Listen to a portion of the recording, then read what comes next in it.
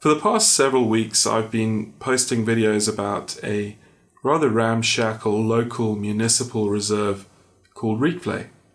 And Replay is a 4,000 hectare area that protects some grasslands and some animals around a municipal dam on the outskirts of Pretoria that provides drinking water to the inhabitants of that city.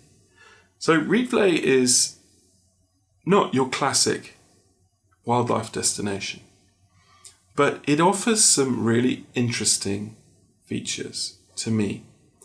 And these are, first of all, it's local to me. It's 40 minutes drive from my house, and that's important in wildlife photography because you can keep hitting that location day after day, week after week. And just due to the sheer volume of visits, you're likely to see more interesting happenings amongst the animals of the area than you would necessarily if you visit once a year. So locality is really important. But it's not the only reason that I tend to like visiting Replay. I actually enjoy the aesthetic there. It's got these wonderful rolling hills, and they're covered in beautiful grasses. And that aesthetic helps me photograph. It helps me take better pictures, that landscape. The road network as well. It lets me get around the reserve. It lets me change my position in relation to the animal and the light more than some of the reserves with a lower density of roads. So those rolling hills really suit my style at the moment, and the road network helps. But it's not just that I enjoy about Replay. Replay is special for another reason. And the reason it's special is it's one of the last outliers of one of the greatest wildlife biomes that have ever existed on the planet. The Highveld of South Africa.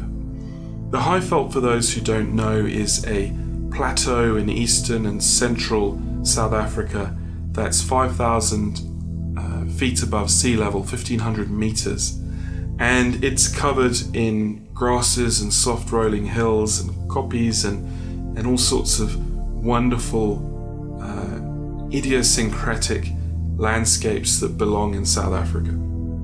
And at one point it was home to hundreds upon hundreds upon hundreds of thousands of animals and their attendant predators which migrated across this landscape. And then at some point in the past, all of that was wiped out. The animals were eradicated, they were seen as pests, they were hunted for meat, and it got to the point where one species, for instance the bontebok, had only 22 individuals left on the planet. And that from a population of hundreds of thousands. So the inhabitants of the area at that time wiped out these species. And when they wiped out these species, they also changed the nature of that habitat. That biome became one of the most endangered in the country from a place where it was one of the most widespread. And that's because the nature of the grasses changed as it lost that relationship with the animals that lived on it. Instead, we have a population of cattle and other livestock, and we've got lots of arable land, monoculture, pesticides that have taken the place of those wonderful grasslands. So this was the heart of wild South Africa, and it's no longer there. What we've got in the other parks are actually the rumps. They're the leftovers, the places that people couldn't settle because of tsetse fly or inaccessibility or lack of water. These are the last vestiges of the wild stronghold and heritage of this country that have just survived effectively by mistake, and we've now conserved them. The heartland, the absolute heart of wild South Africa, was wiped out and destroyed. And that's extremely sad. And that is an important part of what I feel Replay offers, because Replay is a tiny little window on what that world might have been like. The rolling hills, the grassland, and the special animals that only live on the Highveld of South Africa, animals like the black wildebeest, which don't survive in any other parks in South Africa.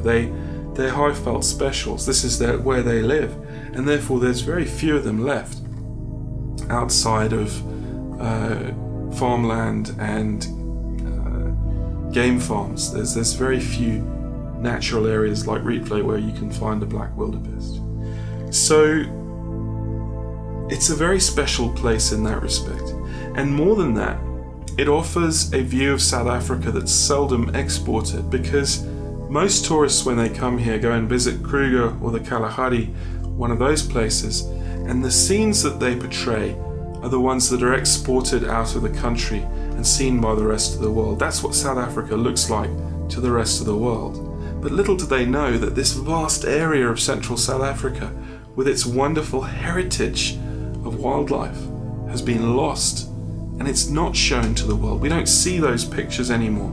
So when I visit Rietvlei, I don't only see the history and the aesthetic, but also this ability to tell the story about South Africa and what we've lost here, and hopefully convey that story through nature photography, which I think is a really important part of our role as nature photographers, to show nature now, show how it was, and to document it for future generations, because one day, like the Highveld, most of this will be gone.